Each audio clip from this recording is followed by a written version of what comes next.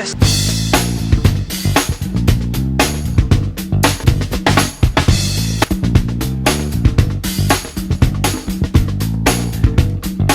Hey guys, welcome back to my channel here. It's Lavender here, and today I'm back with another true crime case. Today I'm doing the political topic true crime case of the murder of Fred Hampton by the fascist U.S. government. Story into this, so let's get started into this video. So a background of Fred Hampton. Fred Allen Hampton was born on August 30th, 1948 in the suburbs of Chicago.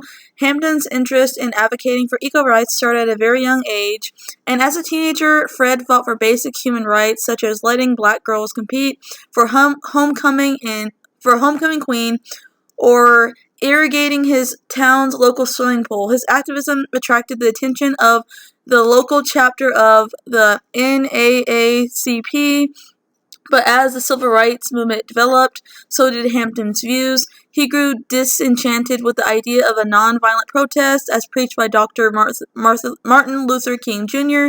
Hampton found himself more drawn to Malcolm X's philosophy of self-defense and black self-defense. So these are the events leading up to Fred Hampton's murder.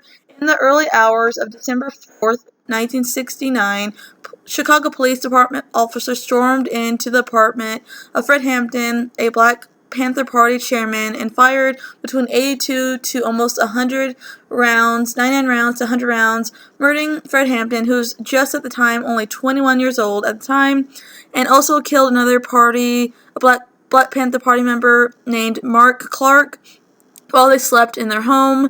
The 7 survivors of the raid were arrested on charges for attempted murder, even though they didn't even do anything. The class enemy, the police claimed it had been a shootout when it really wasn't. It was all a lie, and that they had to storm the apartment because the Panthers had been firing on the police officers, which is again a lie. The Minister of Defense for the Illinois chapter of the Black Panther Party, Bobby Rush, said that the FBI were behind the raid and the murders. In the interview with the media, he said, "This was no shootout. Nobody in the apartment had a chance to fire a gun, and we can prove it by the fact that there were no bullet holes outside in the hallway or outside, just big gaping holes in Fred's bedroom where they fired on him while he was sleeping."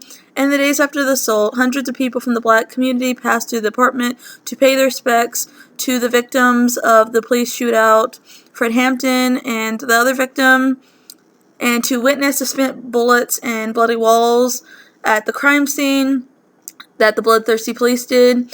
The creation and foundation of the Black Panther Party revolution was about a need to re-evolve more political, economical, ecological, and social justice movements and empowerments back into the hands of the people themselves.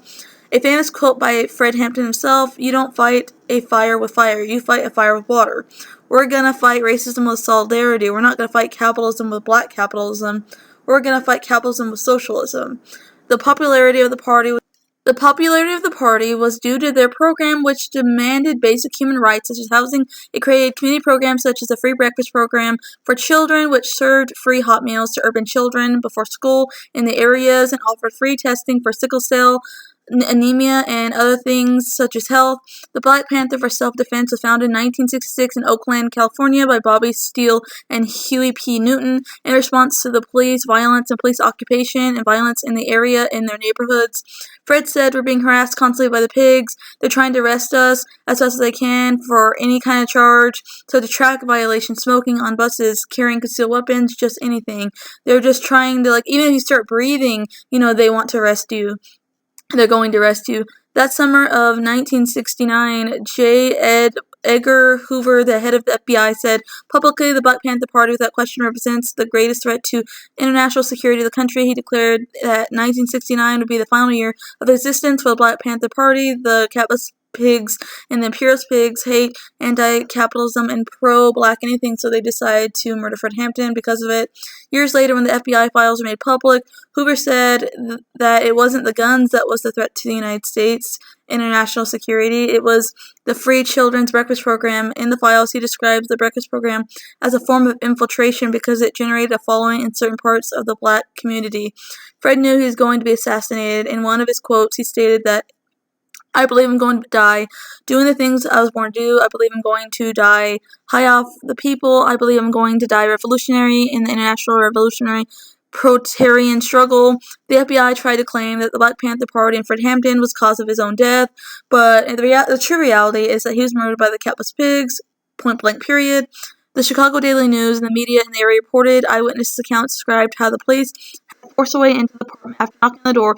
One eyewitness to the event said, without warning, the detectives and the police began firing towards mattresses near the southeast corner of the living room of the apartment. Virtually all the bullets recovered at the scene came from the police. Just one bullet came from the Panthers. Fred Hampton's pregnant girlfriend later told the press. She testified that Fred Hampton had survived the initial hail of bullets, but the police had made sure that he was dead. Someone said that he was still breathing, he was buried alive, and then the shooting started back up again. And then the pigs, aka the police, said, now he's good and dead. He won't be alive anymore. Not only that, but the police attacked her so violently in the kitchen. When I was handcuffed, the police said, you better not run, you better not try to escape, and he kept pressing the gun to her pregnant belly. This is a pregnant woman. They were literally abusing a pregnant woman. The police was, she said, so my child felt the cold steel. That year, the survivors of the raid and families of the Clark and Hampton filed a $47 million civil rights lawsuit against the Justice Department, the City of Chicago, and the Cook County. A settlement was awarded to them by $1.8 million. 13 years later, although Justice Department attorney insisted that the settlement did not represent an admission of wrongdoing, who else would have given it to him? The United States government, aka the FBI informant William O'Neill, who received a bonus from the FBI for his help of this Fred Hampton situation.